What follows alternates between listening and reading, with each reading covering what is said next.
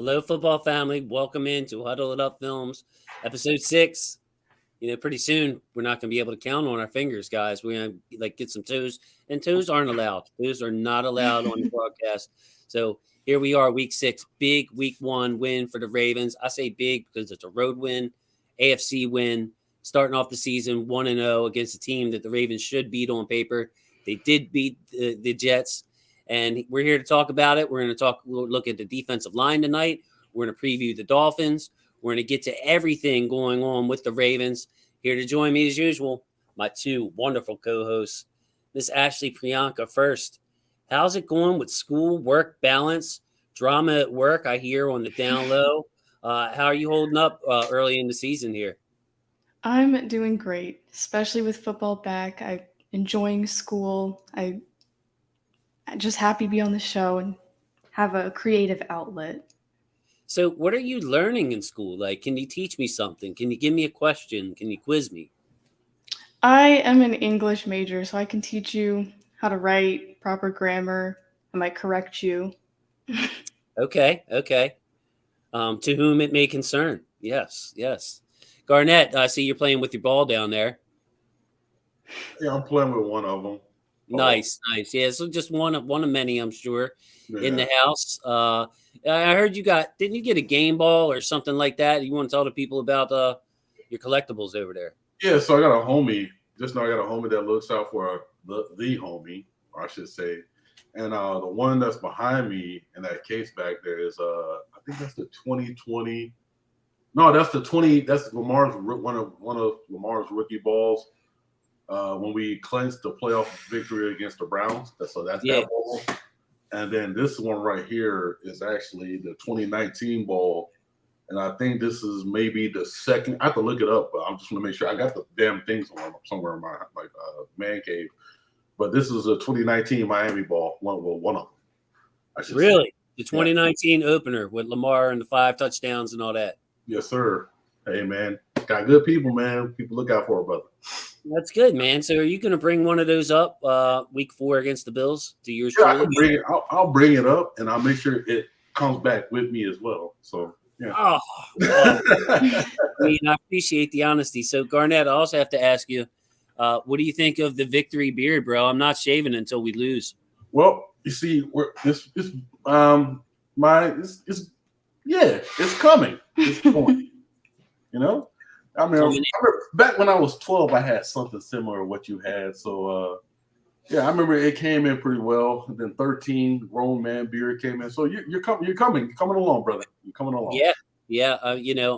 46 in regular years, but my beard has always been 13. It will fill in nicer. Hopefully, we can get a win streak so I don't win, lose, and look like this every other week. Right. So, hey, we got some good people in here already. Marcel, what up? What's up, Marcel? Appreciate you. Dawson, back this week with the MP Juice Man clapping his hands, going up against DeAndre Hopkins. I love that photo. That's nice. We got the Dapper Don C, football family, Ashley, Jason, Garnett. Yeah, man, great way to spend the Wednesday night. Man, we all genuinely enjoy this show, which is just so nice. I don't feel like I'm putting out content. I'm just hanging out. We got Miss B in the house. What's up, Flock family? And then, you know what? Eli's growing on me, Ashley. Now this is a friend of yours, if I'm correct, and I never interacted with Eli, but he is a Titans fan. Yet he joins us on the live, and he doesn't troll, Ashley. No, Eli is a certified NFL. He watches Red Zone while he watches the Titans game, so he knows what he's talking about. Nice, man. Maybe we can have Eli on one time. That would be nice. He's a hey, any of our regular guests, man. I figure if you don't even need. I have people on this thing on the phone, so it really doesn't matter. You can come on, and I think you're willing to show your face. Go ahead and get here. Hey, this is the Highlight King, simply AS10. Now I put out a Marcus Williams video. I thought it was pretty good, and then I saw.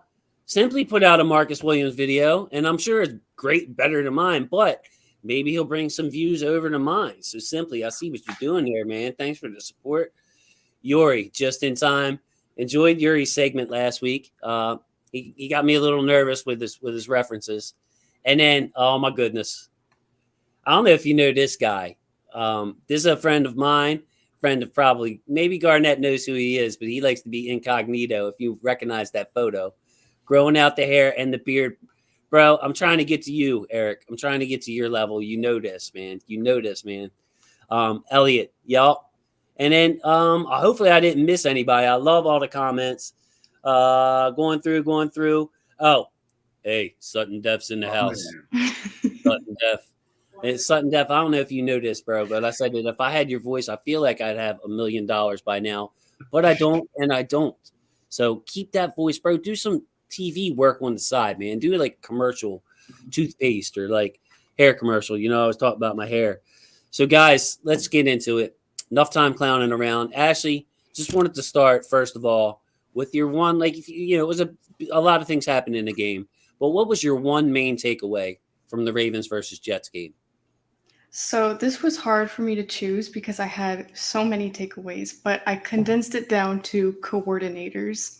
And I loved what we saw from Mike McDonald on defense. We had so many players have really great games like Matabike. We had Houston playing a great game. We had Queen playing a great game, all his snaps. Marcus Williams, of course. So I really loved what we saw from Mike McDonald. But I wasn't too thrilled about what we saw in offense, especially at the beginning. And I think I talked up Greg Roman a little too much last week, being a little too confident about the run game because that took quite a while to start, and I didn't expect that at all. So moving forward, I hope we can improve on that, but I did enjoy some of the passing game, so it wasn't all bad. Yeah, I'm right there with you. I say game ball for me will probably go to Madubuike. I think that's everybody's favorite man child all of a sudden. Not all of a sudden, but you're right about Coach McDonald, man. He really, Mike. He really, what we always wanted was, let these dudes eat. Let them hunt and let them get their own food, and put them in the best position to be successful. And I think I said this numerous times where I feel very confident that he's never going to create bad film for a player. And he showed it, against the Jets. Obviously, we're supposed to do what we're supposed to do against the Jets like that. But the fact that, even with a little turbulence, like you said in that first, in the first half with the offense, the defense never, they put us in position to capitalize. So I'm all about it, man. Yeah, just building on Ashley's thoughts before I get to Garnett's is I agree with her with the defense, man. And, I'll take it a step further. I feel like it's a new day in Baltimore on defense. I really do. It's a different kind of defense. Like Garnett said, letting Matabike eat. By the way, Garnett, it's Matabike.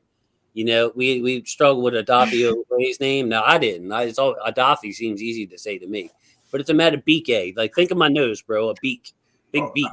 I got it, man. I always say bouquet, my bad, BK. Yeah, he's not a book, he's a beak. But anyway, yeah, and but actually on the offense, I'm kind of with you. Like, I remember you talking up the run game a little bit, and I was like a little hesitant.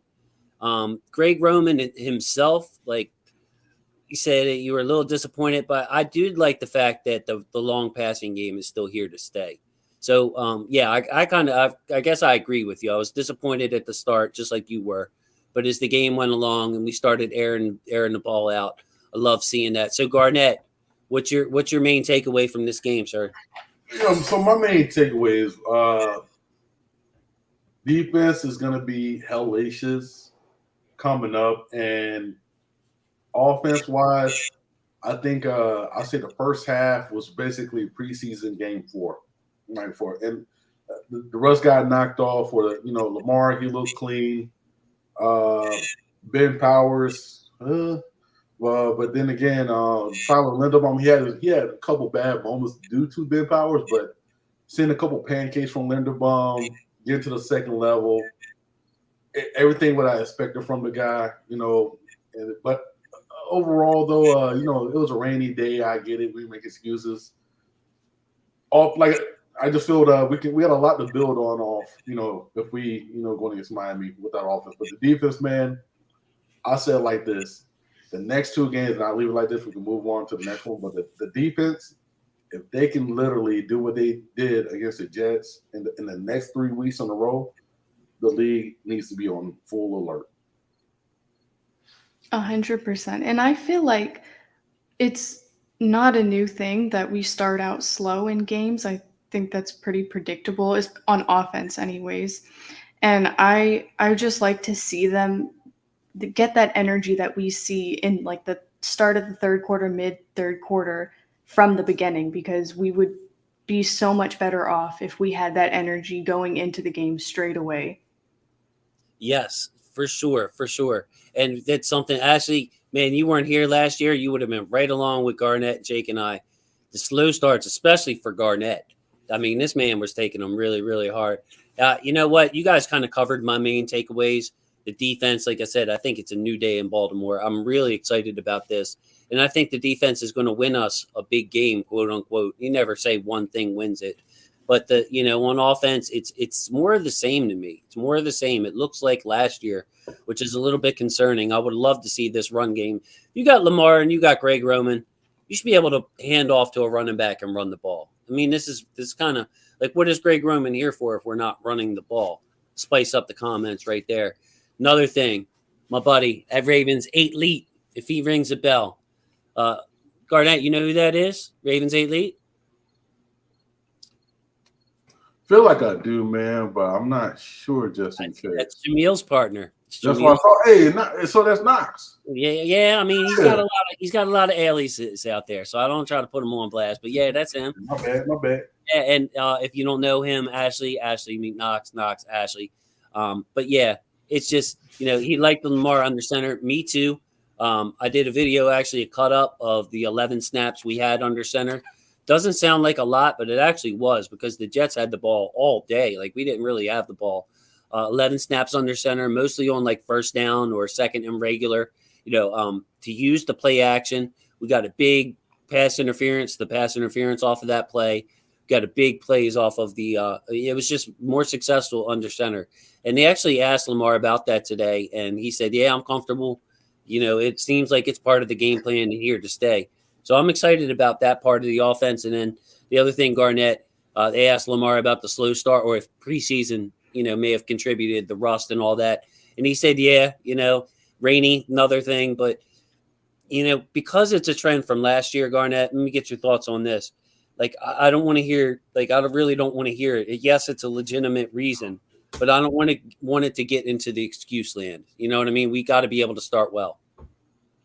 Yeah, and that's my biggest gripe with last year is if you don't come out the gate swinging, and then this is the biggest thing with us, our fan base, or I would say in general, we get mad at the defense for putting on a magnificent 3-and-out show for 3 quarters, and then get mad when they fold in the 4th quarter when they're dog tired because the offense is dragging butt.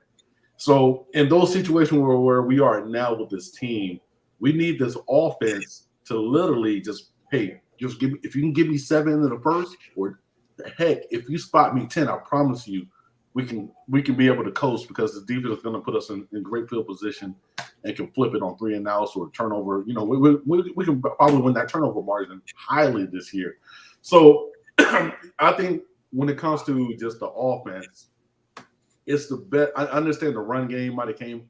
It was like Knox even said, it looked very generic. Yeah, it looked like we didn't have a plan at all, to be honest with you. It looked like we were just trying to test stuff out, figure things out. But at the same time, though, like, you can't do that like out the gate. You know what I mean? So, be more. Usually, it was crazy though. You know how many times I used to brag about Giro having a magnificent first 15 plays, and I didn't see that. So yeah, we need to get it together going against Miami, and that's how something look at it, man. Yeah, and the Jets, I feel like that was a team where that was okay to do that because it's the Jets. But going into Miami, I don't feel like you're going to be able to do that. Yeah, and actually, Miami does have some talent on offense. Then we'll get New England after that at home. Talent on offense, but then it's Buffalo time. And come playoffs, it's going to be Buffaloes, you're almost called them San Diego, Los Angeles Chargers. There's going to be high-powered offenses that the Ravens are going to have to face if they want to get to where they want to get to. Otherwise, it's going to be the same old narrative for another season, a playoff exit. Why can't we come through? What's wrong with Lamar? What's wrong with Giro? More firings, more turnover. Yeah, man, we're gonna have to start. We're gonna have to start faster. There's no doubt about it. I'm gonna get to some comments right here before we move on. Knox, yeah, mad generic, to be honest. I agree. It does. It just looks generic and predictable at times. It just seems predictable. It looks kind of the same. I would love to see us switch it up a little bit. I do think we went to short passes earlier, which I was kind of happy to see, but it just wasn't executed very properly. And maybe that goes back to rust. Anybody else notice that? Like the short passes that were slightly off and just, Yeah, completely. I like I said, it felt like I was watching a preseason game where these dudes then just had the timing and just the gelling. To me. Yeah, I agree. Yeah. And Ashley, what do you think about this one? Good point by Marcel. I mean, with the rain and the footing, you would think you'd be able to run the ball. Those are the games that you were able to run the ball, and we weren't. And actually, Miami was, which was, or the Jets were, which was a little bit of a surprise considering how good our run defense was. I mean, man, we really need Ronnie Stanley back, and we need to be able to establish that run, Ashley. 100%. And I think we're just missing the presence of Gus and or JK. Like having both of them gone, you could tell the difference in our offense. Definitely. Yuri chiming in. He likes us relying on the pass personally. Pets atones for all sins. Yeah, it can, Yuri, definitely, especially if you hit one of them big plays early. And, I'm with Garnett. We're going to take a look at the pass rush and the film study. Make sure you stick around for that. And look at these guys get after the Jets offensive line. Eli weighing in. Yeah, somebody in the media said, hey, Lamar needs to run more. Lamar can't win for losing. Can't win for losing, bro. Like, I just try to block all that out, Eli, to be obviously, be honest with you. Yeah, Lamar laid back in the press conference. What'd he say? Respectfully, I'm not answering that no more. Yeah. I've seen a little bit of it. Yeah, exactly, Knox. Start slow against Buffalo and see what happens. Yeah, get into some comments, and then Maurice, thanks for joining us, man. The Vault Giro has mentioned over the years better get opened up for Miami and Buffalo. It's no doubt about it. So we're all kind of on the same page here. I mean, if we don't get the offense going fast, we're going to be in trouble in one of these games. The defense was a strength. One thing that I did like about the offense is it's taking a beating from us and in the comments. Lamar, he was first in depth of target, 13.1 yards per average target, 9 passes traveled over 15 yards. So again, we're seeing that deep passing offense that Giro incorporated and Lamar incorporated last year carry over. I think we're going to see the difference between Bateman and Hollywood at a catch radius point to be able to go up and get balls. I saw Demarcus Robinson get run into. If not, that would have probably been a touchdown pass too. So the emphasis on the deep pass is there. His pass to Bateman, by the way, 58.5 air yards was the initial. I think it got up to like 60. Ashley, they really underestimate Lamar's arm strength. They do. And I was just thinking about that quote from Greg Roman that a lot of us kind of overreacted to when it kind of sounded backhanded when he was like, Lamar looks really good in practice, so I can finally expand on my passing plays. You know what he said. He didn't lie. We were seeing it, so. Yeah. A lot of air yards, G. We're taking shots downfield. Like, we can't complain about that. Yeah, I can't complain about it at all. I feel like, to be honest with you, I felt like we should have did it more. Or I feel like we should have did that out the gate, though. Like, you still, DJ Reed is a good corner. Sauce Gardner is a good corner. But at the same time, though, I'm going to test, in the boxer term, we're going to test the chin, see if you can stay on your feet. It came out the gate. And then guess what? If you had problems run the ball, well, guess what? Now, since you're airing out a little earlier, now you probably can get some things underneath the runs well. But, that was, shoulda, coulda, woulda now. But I think hopefully we can pick it up the next following week. it's crazy. Like I was looking at the stats of all of that game. Other than it's crazy, all the major stats Miami was winning in, but the major advanced stat we were winning, which matters the most, is the EPA stats, and we did phenomenal in that realm. Yeah, we just executed better on some bigger plays. And then just thinking, we had 8 rushing yards at the half. I mean, I'm just flabbergasted at this. And if this continues, to Yuri's point, like, we're going to face some good run defenses coming up. New England's got a good run defense. Miami's got a pretty good run defense. Buffalo's got a good overall defense. If JK and Gus aren't full form and our offensive line still isn't opening up holes, I mean, I saw a stat where our running backs didn't have a chance. We were getting hit. Yards before contact was like nil or close to the bottom. So we're getting hit. Our running backs are getting hit early. If that's the case, yeah, we got to take a shot or two early, and we got to, try to find a way to move the ball through the passing game. Come out, throw it the first 3 downs. If you got 3rd and 2, throw it, because we can't just keep running our head into a brick wall. And actually, that's a concern of mine, considering what Greg Roman's DNA is and what Harbaugh's DNA is and what Bisciotti's DNA is. Like, I'm kind of concerned as a Ravens fan that if passing the ball early and often is the best way to go, that they're going to be reluctant to do that. Yeah, and I don't know if anyone else did, but I sensed that Lamar was leaning into that and wanted to do that. He was avoiding running. I mean, it's hard not to. I don't blame him because of everything he's been hearing and whatever's going on with contract talks that we're not going to get into on here. But I sensed like that real veteran presence of him, of making his own decisions and wanting to be more involved in the passing game. I really think, yeah, and I'm right there with you, actually. I feel like I wouldn't say he wasn't pressing, but it's one of the ones he literally tried to get everybody involved in the game, all the receivers, tight ends, and all that. And I'll take this anytime. To be honest with you, I'll take him running for 17 yards a game if we're passing the ball like how we were efficiently. So, that's why I say, I know we did our right arm bro, whatever, when it came to the stats. That's why I gave him a low value. I think you want to say about 800 or something of that. Yeah, you got him for like 850, and I was like slightly over 1,000. Yeah, but I just got that now, G, and like mine, it's going to be dependent on a 50 or 60 yard run, probably when Gus and JK get back. Right. Even then, it's like, we're hoping that, knock on wood, these guys, come back well-oiled machines. But I really see the involvement of Lamar, I should say, is there. The footwork, the release, everything is on. Like, I like it. Like, even the no look. Come on, man. It's stuff like that, man. It's there, man. So I just hopefully the vault is opening up a little bit better, all week. But yeah, man, Lamar I can see the growth there if he gets a clean pocket.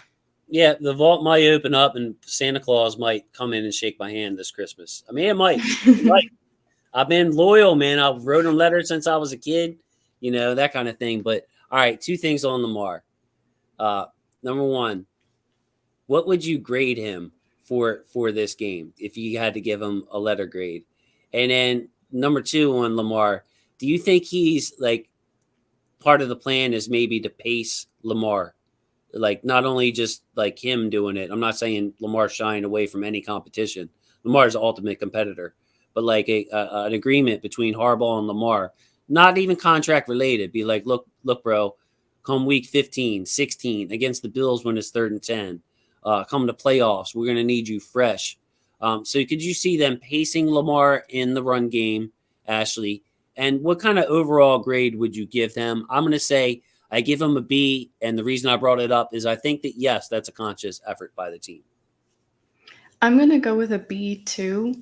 That's a really good question. I want to say it's conscious, but I also feel like Lamar has more of a say in that decision because he is so competitive, and I don't know. I just feel like this week was his choice, especially with how much buzz was in the media, especially with him constantly being bombarded with questions when he doesn't want them asked anymore. And, he's shut down some people saying that's not true, that's not what I said, that kind of thing. So I feel like this week one, I feel like it was more of him than an agreement or a decision made with coaching and staff and whatnot. Gee, dude, I'm going to jump in ahead of you here because I love what Ashley just said. You know what?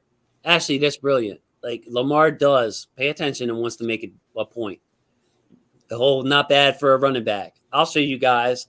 I'll beat him. I won't even have to scramble. I'm not, that kind of thing. I could see that. Like, Lamar's really competitive, but he's also one to make a point. And, gee, what do you give Lamar? And do you think pacing himself is like a season plan? Or I kind of like Ashley's thought there too. I think it's a mixture of season plan, but at the same time, I feel like Lamar just wanted to show. I don't know. As a quarterback, he just wanted to show that he can be able to stick in the pocket and show he can be, the traditional pocket passer at times, I should say. But I feel, grade wise, he should not need to, bro. Like, how many times do we have to see Lamar sling it? Like, no. I'm not disagreeing with you at all, Yeah. but I'm like, it just strikes me as so damn ridiculous every week that we're talking about this, G. Yeah, but it is what it is. We all know why, man.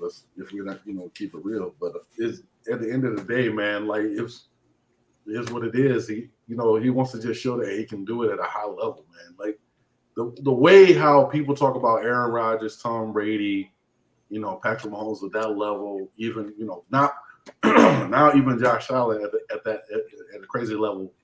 It's the same point where Josh Allen could literally truck over a whole entire team, and then they'll praise him for it. But when Lamar stays in the pocket, throws a couple 3 touchdowns or whatever, it's like, but it is what it is, man. That's how they somewhat view it. But I give Lamar, I say a B.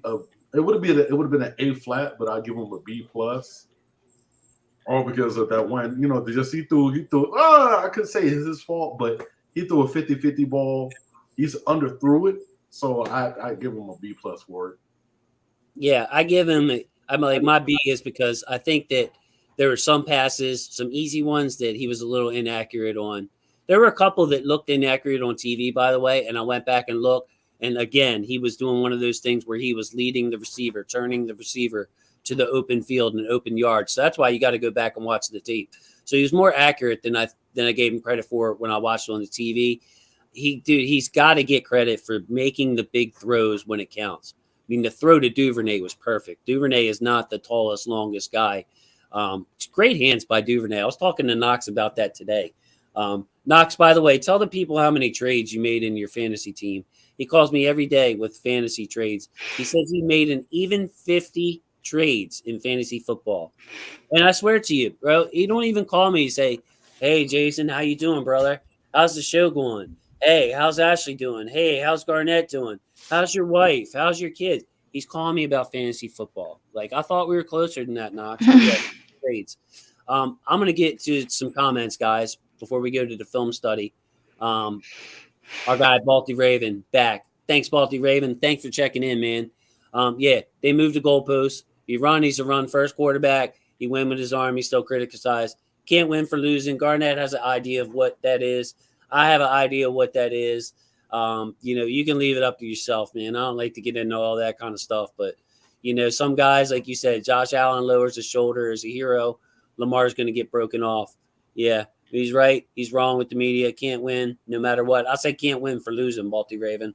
You ever heard that term? Is that an old school term, Ashley? Have you ever heard that? What? When he's right, he's wrong?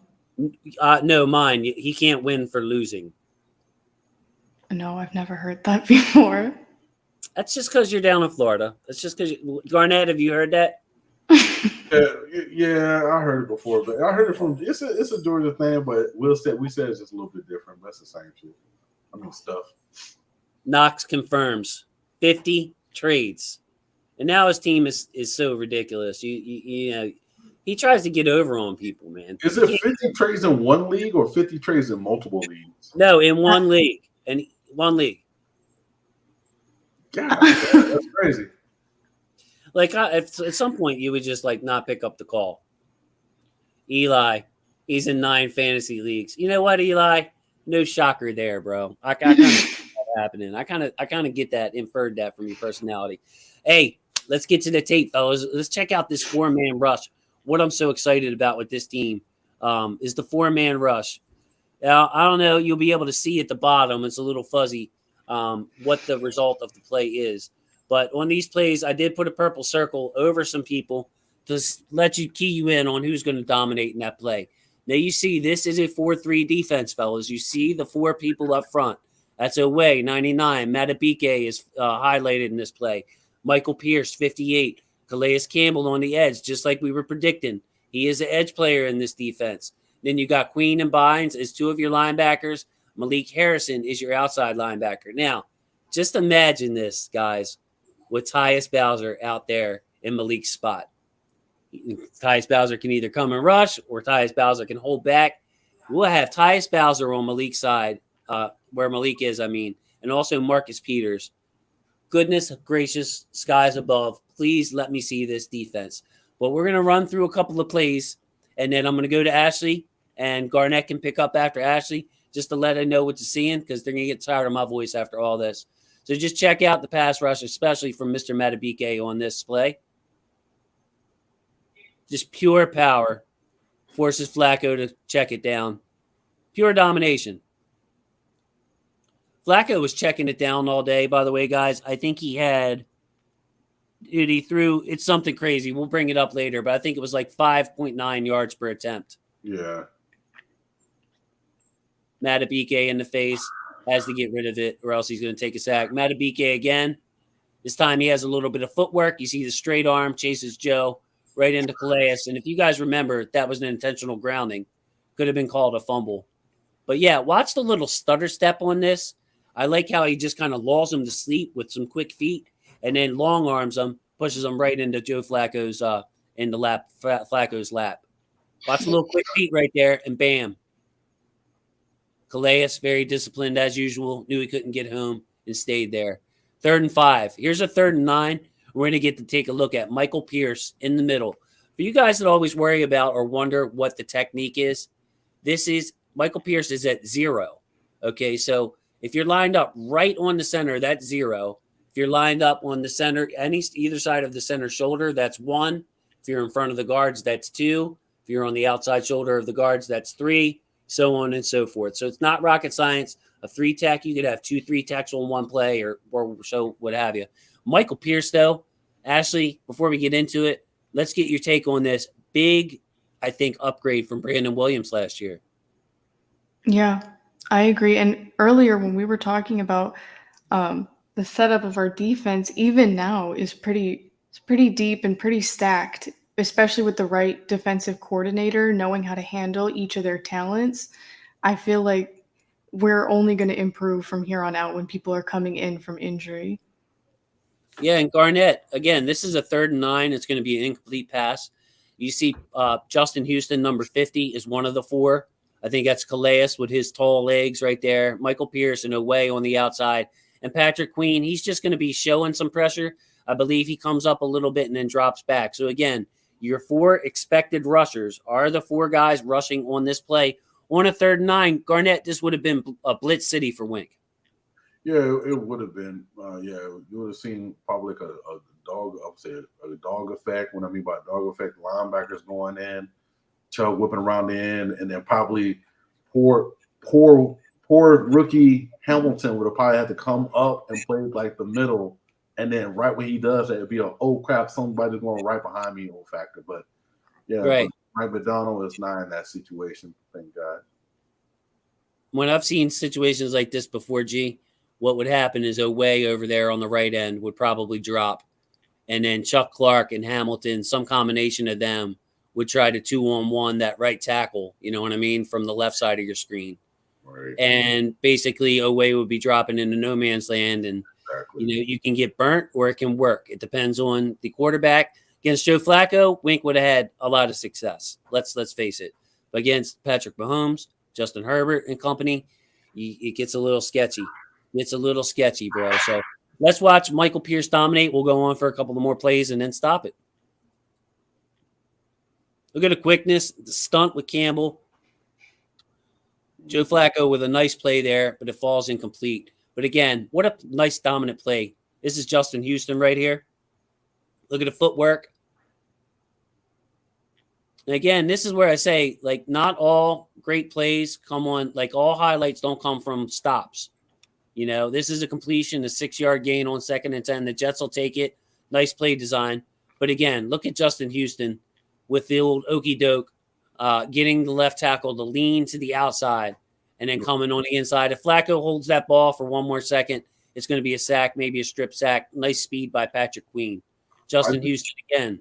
Garnett, do you have something to say, sir? Yeah, I just love the fact that we're playing, these wide nines with these well, I guess outside linebackers / defensive ends, whatever how you want to call it. Because now, what you're literally doing, you're literally creating one-on-one opportunity not only for the outside linebacker / defensive end, you're creating one-on-one opportunities for the Matt BKs and for Pierce or Calais Campbell, whoever's playing inside, because now that center is stressed out. Like, hey, well, which side should I choose? Should I go to the left to help out? You're gonna make if they're undisciplined with their job, with their responsibilities, somebody's about to be exposed big time. If they can win those one-on-ones. Right, and Ashley, what Garnett's talking about, and just for anybody that doesn't know, the wide 9. We talked about the techniques. So 0 is straight over the center. Wide 9 is the last number. Like what Houston in right now is in the purple. That would be considered a wide 9, where you're just really creating a different kind of angle and coming at, it takes a little bit longer to get there, but the angle at which you're attacking the tackle is different. But Ashley, again, this is 3rd and 15. The Jets are going to get 9 yards out of it. 4-man rush, and it's no mystery who's rushing here, Ashley. Yep, and like I said, I mentioned briefly earlier, Houston looked like his prime young self in this game. He is ageless, and we get this man some help. And we saw Calais on the edge in one of the first plays where Houston doesn't have to be overworked. We can have Brent Urban was in there in Calais' spot. So we have some options until Bowser and then hopefully eventually Ajabo gets back. All right, let's run it a couple more plays. By the way, man, I got to bring this up. Balti Raven, bro, all your support for this show, man. I would like to send you something, give you something. Find me on Twitter, DM me, man. I would like to talk to you, have you on the show, bro, because the way you come in and support is just unprecedented, man. And it's just humbling. It's humbling, Balti Raven. I really appreciate it. Bringing over Braun, always appreciate when you come into the show. Sorry, the little play bars up there. Matabike was bench pressing dudes all day. Yes, he was. In the run game, too. Don't forget about the run game. We're showing pass plays here. But the run game, too, he was shooting gaps and all that other stuff. And Marcel, hit the wrong button. If with Wink, we would have saw 40 blitzes. It's true. Because against an immobile quarterback like Joe, you would have saw it. So let's go ahead and run it again. Houston's going to make a nice play. It's not that the other guys aren't making good plays. I just wanted you to focus in. Look how quick he is on that stunt, Ashley. And again, look at all the guys there to tackle. Okay? That's the main point. 3rd and 15. This might not look good on PFF. Excuse me for the backing up here. I'll try to get it right. This might not look good on PFF. Oh, Jets got all this yards after. That's why stats can be confusing. 3rd and 15. You just want to rally. It ain't no sense going in there crashing and missing. You just circle the wagons and make the tackle. This is Broderick Washington, another country strong dude. Watch him shuck the Pro Bowler Laken Tomlinson right there. Force Flacco with an incompletion. Nice handwork by Broderick Washington. Matabike again. Familiar face in these highlights, bro.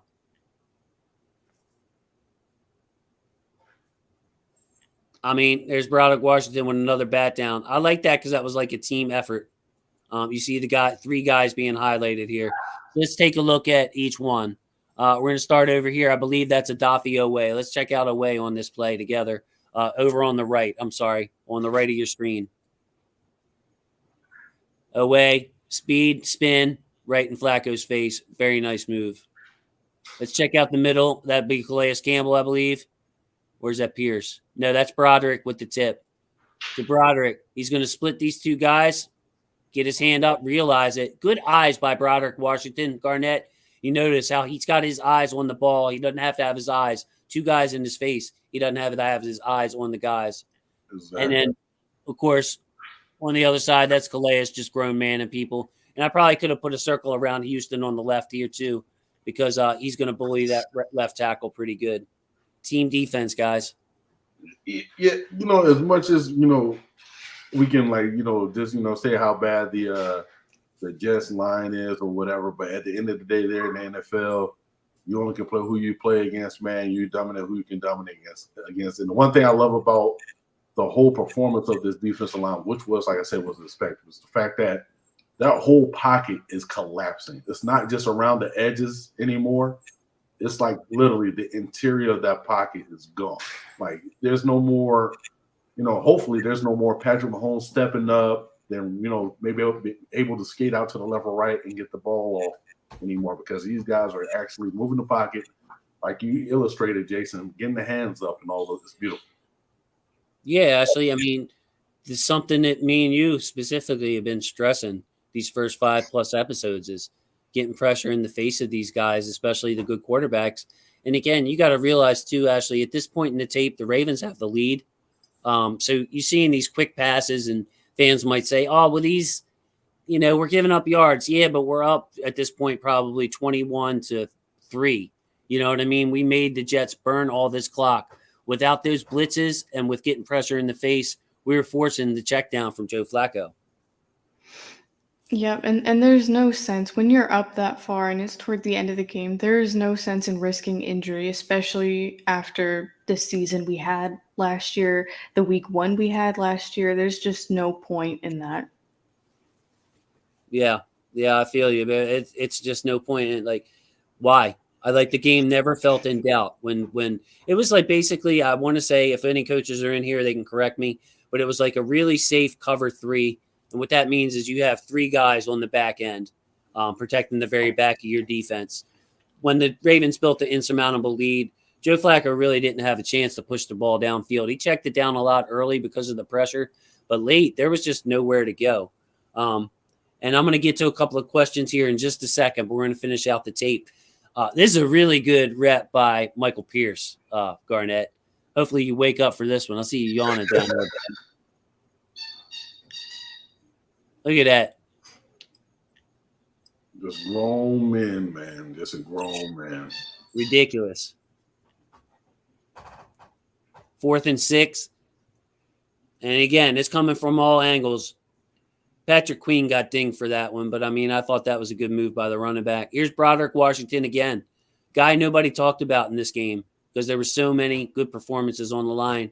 He gets a hit.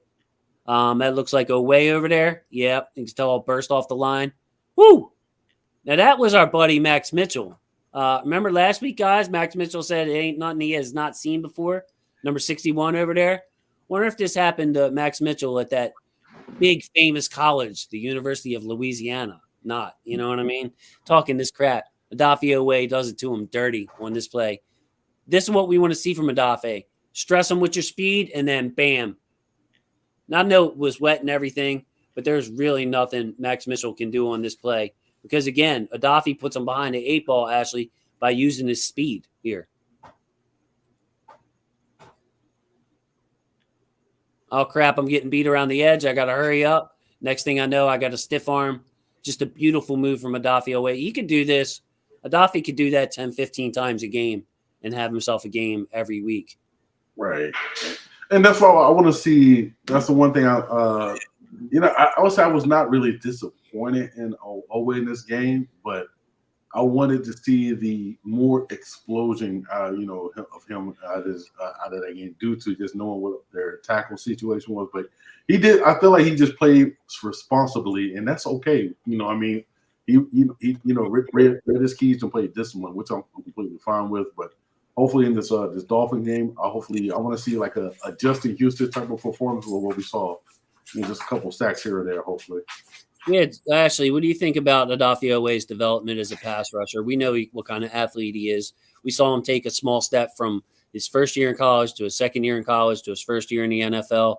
I mean, to me, it don't seem like he's plateaued yet. I mean, he still has some ways to go, I think. I'm hoping.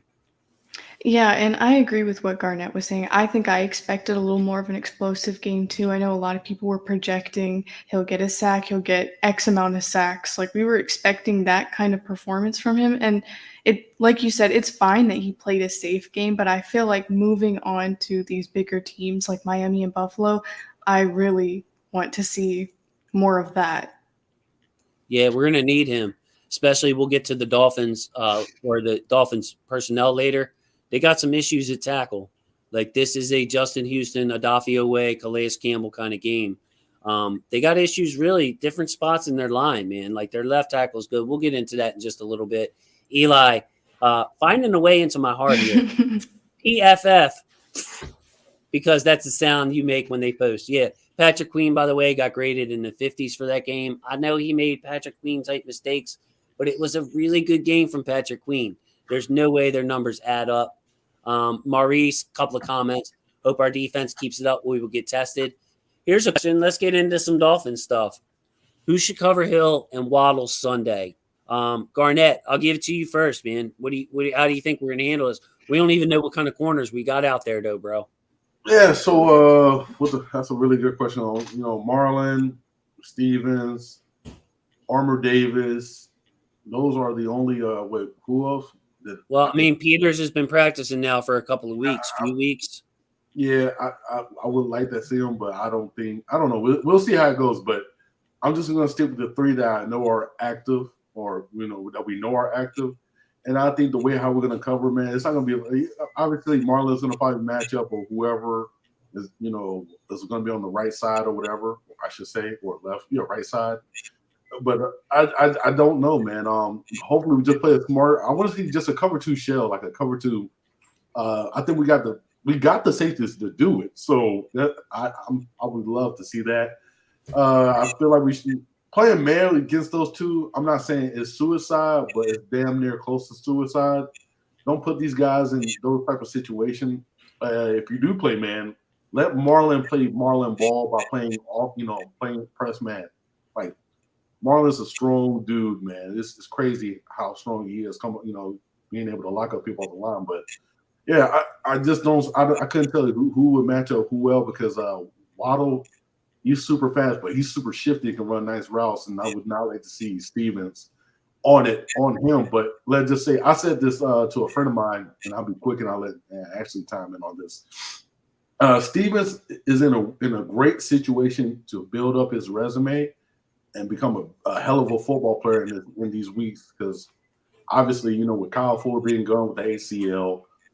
And you play this week, then we probably get like a weird bye week against the New England Patriots. And no disrespect. Hey! I don't like that. No, I'm just keeping it real. That's how I feel. But then you follow up playing the Bills, so it's like he's about to get that chin tested severely starting this week, and then moving forward. And I hope the best for Stevens. But yeah, I think wherever it's gonna be a cover two show. Hopefully we run against the boys. All right, so Ashley Garnett's saying it don't matter who's covering who because we're kind of in trouble. I don't know if I agree with that. He's saying just put the safeties behind them, two safeties behind them. What's your thoughts, Ashley? Any insight here, or is it just going to have to be touch and go? What do you think about Maurice's question? Yeah, it's a great question, Maurice, but I'm a little worried too because just how Hill and Waddle are. I would maybe want Marlon on Hill because I feel like he's a little more disciplined and Hill is going to be that wide receiver one. If Marcus Peters played, and I wish he would, I would want to see him on Hill just for the entertainment of it. I feel like he would be putting him through hell the whole game, and that's what I want to see. But if he's not ready to play, I don't want to rush him back. So I'm kind of with Garnett. I hope McDonald knows and puts who. I think I'm going to stick with Marlon on Hill and then whomever else on Waddle. I'm kind of with Ashley on this, Garnett, because I've seen Marlon match up with Tyreek before, especially when we had Anthony Averett covering McCole Hardman. I remember that was a frequent matchup. And then we had Marcus Peters was on Demarcus Robinson and whoever else they had there in Kansas City. And Marlon did okay against Tyreek. If you guys remember, it wasn't like a Tyreek Hill having one of his games that he's famous for against us. It was the Travis Kelce show, if you guys remember. Kelce was the one that was killing us on third downs, and whenever they needed to play, it was Kelce. So if I had to say, I don't know. I'm kind of leaning towards Marlon traveling with Tyreek Hill. But, I mean, to Garnett's point, Jalen Waddle, I mean, he's got that chemistry with Tua. Jalen Waddle is good for – I mean, the one he housed Garnett was a quick little slant pass. He made somebody miss, and that's what you would want Marlon on, those kind of like to up against him and press him and throw off his time into the line of scrimmage. So, Maurice, some people may call you Maurice. I do. Great question. Not really sure. Did you guys get that reference, Steve Miller Band? Some people call me Maurice. Come on, Ashley. Oh, this is terrible. It's terrible, terrible, terrible, terrible. All right. Nice. All right. So there's a lot of other comments, man. Jeez whiz. Can't even go through them all. But yeah, great questions there. I want to put this up. This is strictly from Twitter, bro. Strictly from Twitter. Look at me with the resources up in the game. This is the Dolphins injury report. So I'm just going to go from the top. Salvin Ahmed, running back, backup running back. Not really a big deal. Teron Armstead, their left tackle, probably their best resource on the line. He's getting a vet rest day. They have him as a toe injury, but Teron Armstead is going to play. So left tackle, the Dolphins are going to be good. You have their third tight end with a concussion. Melvin Ingram, obviously we know him. He had a strip sack that led to a touchdown. He got a vet rest day. And then here's the big one. Their right tackle, offensive lineman Austin Jackson, left the game, ankle injury, did not practice. If you read between the lines, Ashley, sounds like he's going to be out this week. We do the show on Wednesday for convenience purposes and to not run into other shows and step on our brothers and sisters' toes. But doesn't sound like Austin Jackson is going to go. And then they only have one other tackle on the roster, Ashley. Just 3 tackles they got, and they're all on this report. Armstead, Austin Jackson, and tackle Greg Little came back to practice. He has an injury. So, man, if their right tackle doesn't go and they're going with a player like Greg Little, huge advantage for the Ravens edge rushers. Yeah, and I don't, because I live in Florida, I avoid Buccaneers and Miami games as much as possible. So I'm not like entirely familiar with the whole rosters of each of the teams, but this doesn't look good. This is very reminiscent of last year for us, actually. Yeah, Garnett, you know these linemen well. I mean, Armstead is a good tackle, and then they got Connor Williams at center, an established player.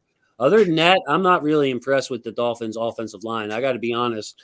You got Liam Eichenberg, a second-year player who played tackle, short arm, kind of weaker guy at left guard. And then you have Robert Hunt. He hasn't really found his place in the league at right guard. And then, dude, who knows who their right tackle is going to be? It's probably going to be Greg Little. So I'm looking at that line, and I see 3 out of 5 spots that are kind of weak. Good center, good left tackle. But, man, elsewhere they're going to have problems at the guard and the right tackle spot.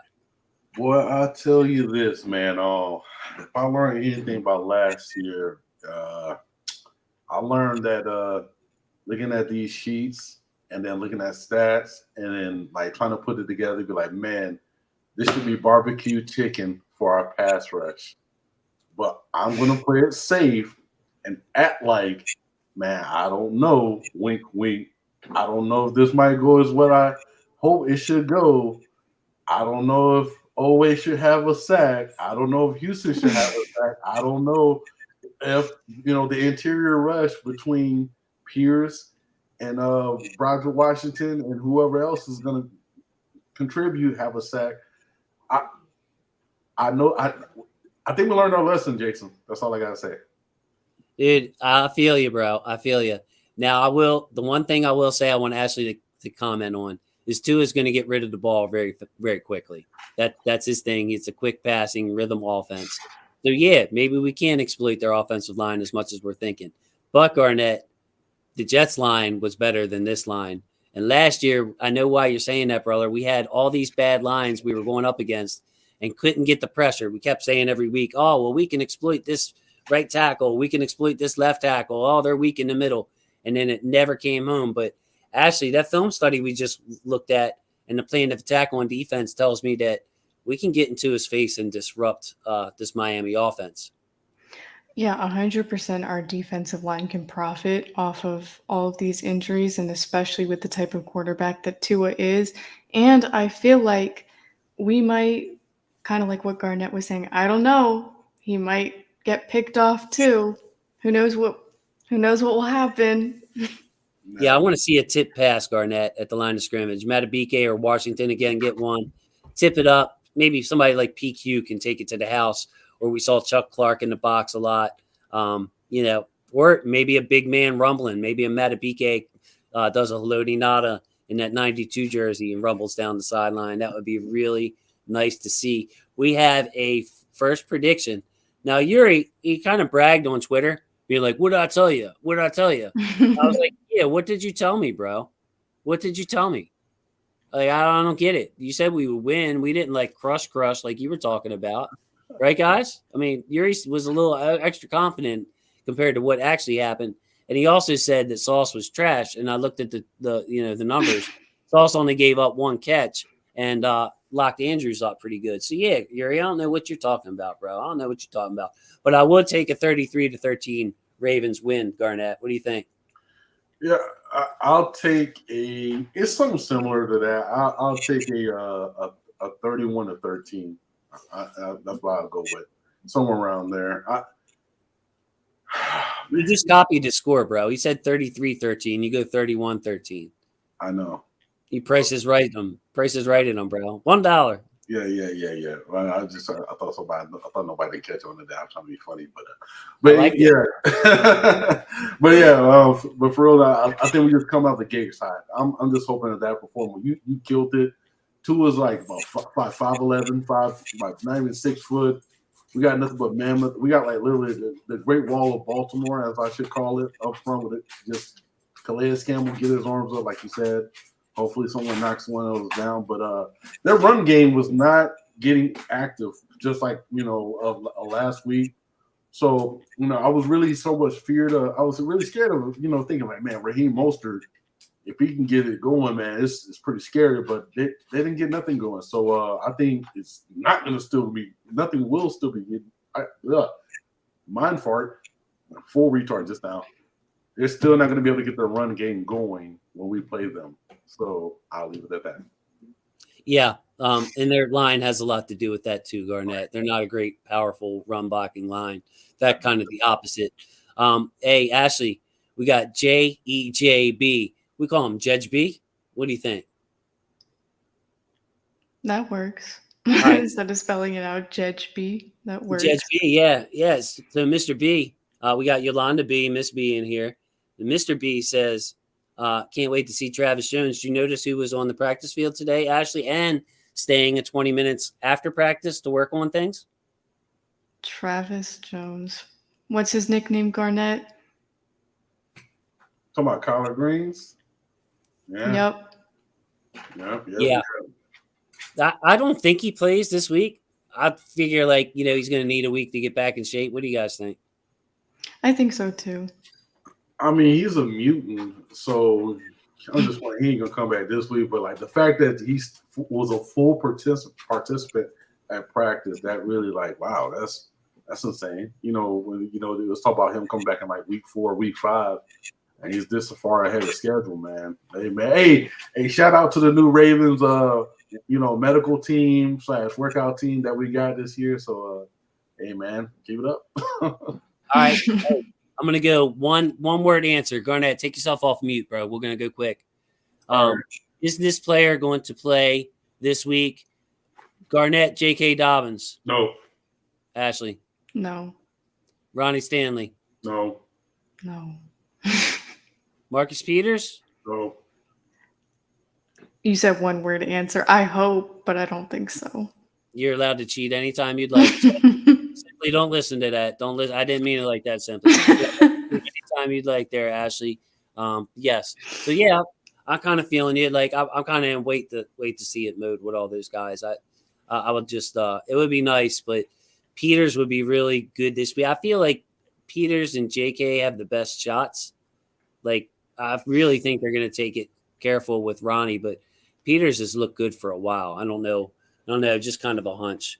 So we have another guest this week, guys. Garnett, go ahead, buddy. No, you forgot one.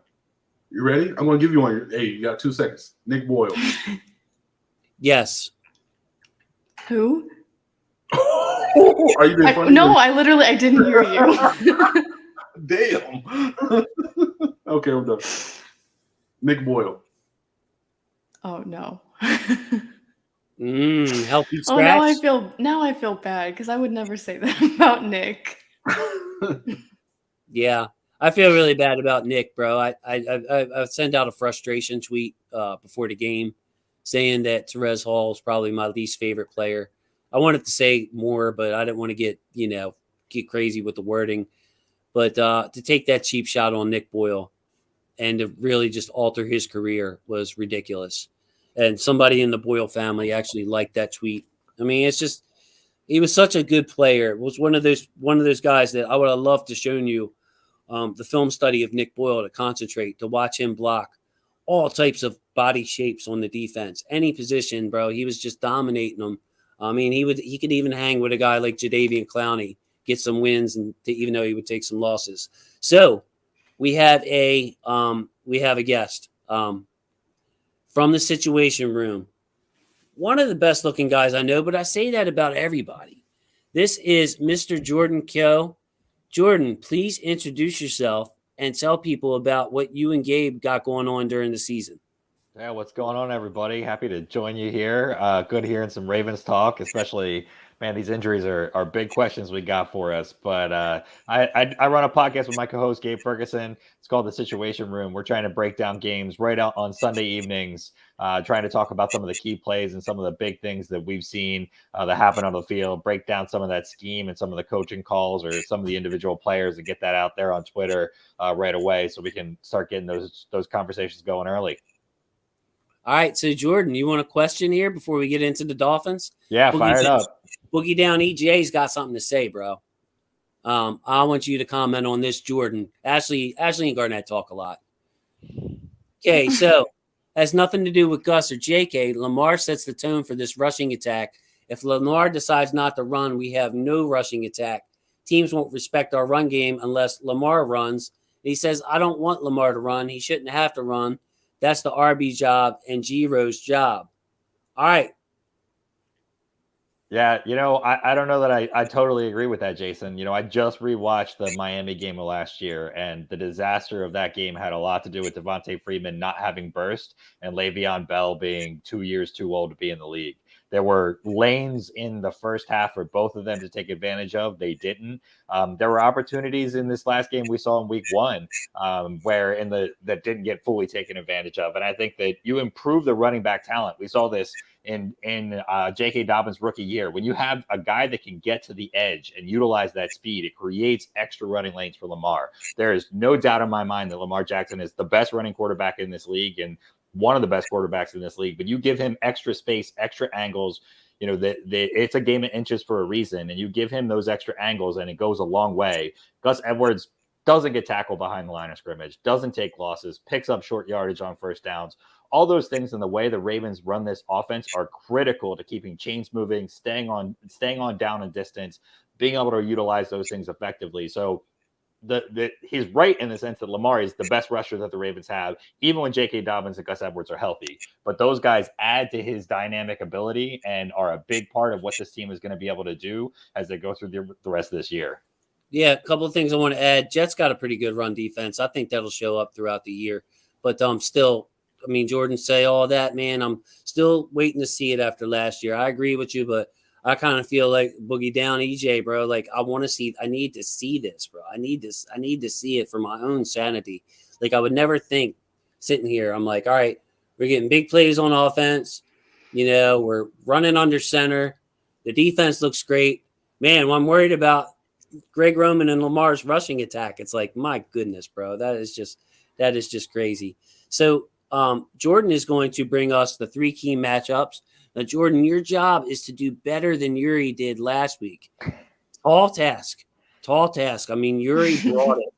So why don't you give us the first matchup, and then Garnett will take it from there, Ashley, and then we'll keep going right around. What matchup are you looking for this Sunday against the Miami Dolphins, home opener for Baltimore? Yeah, it's a collective one. It's Lamar and the offensive line's communication against Miami coming up and putting pressure at the line of scrimmage. What are they going to do, and how are they going to handle it? And so, I think they'll be ready. But Garnett, what do you think? Yeah, I think they'll be ready for it this time. Zach Seiler, the last pick of Ozzie, I'm still mad about that, man. I felt like he would have been something special here. I think, I think what Lamar said in his little press conference, like he wasn't expecting the volume of the cover zero. I think none of them were. But I think this time they're gonna be good. Hopefully the communication between Ben Powers and who knows is it Makari. I think we know it's gonna be Makari. We all sure about that. The communications are going to be on point for those two. Not really worried about Linderbaum, because the fact that they have the best communication on that left side, it helps out Linderbaum completely. And I'm not really worried about the right side. I think the right side is going to do phenomenal, especially between Zeitler and Moses. Yes, sir. Yeah, I was going to say the same thing. I feel pretty confident about the right side. It's going to be that left side, Ben Powers, and the communications between all of them. But I do feel like we've learned that was a really horrific game last year against Miami, and I feel like that's where everything really started to go downhill during that season. So I don't have many worries. I feel like the Ravens and the O-line and Lamar, they have it under control this time around. Yeah, I'm a little worried about the cover zero. You can't say blitz zero on Twitter. Did you see that? Because apparently, like, if you say blitz zero, that's assuming that everybody's blitzing, and that's not the case. Dude, there was zero safeties. Harbaugh refers to it as cover zero. The Dolphins were showing cover zero from a certain point to the rest of the game last year. I think that they're going to get us a few times on it, but it's going to be on Lamar, on the timing, on Giro. Harbaugh admitted today in his press conference they have spent time on it. It's a rhythm. It's a timing thing. And it's going to be on Lamar to throw them out of it. It's going to be hard to run against it. There are some things I think you could do. They overload one side, but it's hard to tell where they're going to come from pre-snap. So we're going to throw them out of it, man. We got a route runner like Bateman. We got speed with Duvernay. We have different weapons. Andrews, of course, can win at a catch point if it's a dicey situation. We have the weapons to be able to be more prepared for this. And Miami, by the way, was running it last week, Jordan. So this ain't like something that they say for the Ravens. This is a part of Miami's defense. So what is your final assessment after hearing all of our takes? Yeah, I got a relatively hot take, which is that rewatching the game, I didn't think that it was that poorly blocked last year against Miami. There were some big time drops in that game. There was the Watkins fumble. Hollywood dropped a ton of balls. Andrews had a big drop. He had the one catch. I still thought it was a catch, but that got overturned in that game. There were moments where that all could have been turned pretty quickly. Devontae Freeman fell over, I think, 4 or 5 different times, where all those different things happen and it goes a different way. This is going to be a home game. It's going to be the first home game of the year. They are going to be rattled and riled up. And if you thought Demarcus Robinson could run a route and put somebody to school in the last preseason game, that is what you're going to see in this game. They're going to run a slant and go early, and he's going to burn someone, and it's going to be a touchdown. That's my hot take. Yeah, baby. I love it. Ashley, I'm going to put up a message from Simply real quick. Could you please do your thing for us? Of course. Don't forget to hit the like button, subscribe, and hit that post notification button so you never miss a stream. We go live at 8:30 every Wednesday night. And Jason is also uploading film, so you will never miss an upload from him. Thank you. It really helps with the likes, really helps with the algorithm, whatever kind of rhythm they got going on. Help us out with the show. So, Jordan, give us your second matchup. We'll go around the table and then end on you again, man. Sound like a plan? What else are you looking for? I'm looking at left guard Justin Madubuike versus Eichelberg, and it is going to be a bloodbath. Garnett, bloodbath. Liam Eichenberg, second-round pick, former tackle, a little light in the pants, a little short-armed. Madubuike coming off a good game. What do you think, sir? Can I get a moment of silence? He's gonna need it. Exactly. I think well, I think not that it's still a line from Shaq from that NBA show, the barbecue chicken, man. That's how I look at it, man. I'm right there with Jordan on that. Like it's either side, to be honest with you, especially with the whole all their tackles hurt as well too. So yeah, I think Matabike is gonna have a show. I think. Hey, I'll say this. I'll put it 2 sacks. It's gonna happen. Ooh, Ashley, can you top that? I don't want to put out a bold statement like 2 sacks, but I will say Matabike is ramped up from last week and it's going to continue. So I think he's going to have a real big game. I like that matchup, Jordan. Like I'm almost thinking like in my ideal world, I think Broderick actually matches up on the lighter Eichenberg, and their right guard is Robert Hunt, who's kind of a sloppy player, another former tackle, not a great built body type guy. That's the guy I want Matabike to just out quick and then turn quickness to power. So any way we slice it though, Jordan, I'm confident that we're going to get pressure up the middle like we did against a better Jets team who had a Pro Bowl guard in Laken Tomlinson that we were taking to school quite often. So yes, I think that this is a very good matchup for the Ravens. And I'll add it's one that they have to win. They have to take advantage of this part of the game, Jordan.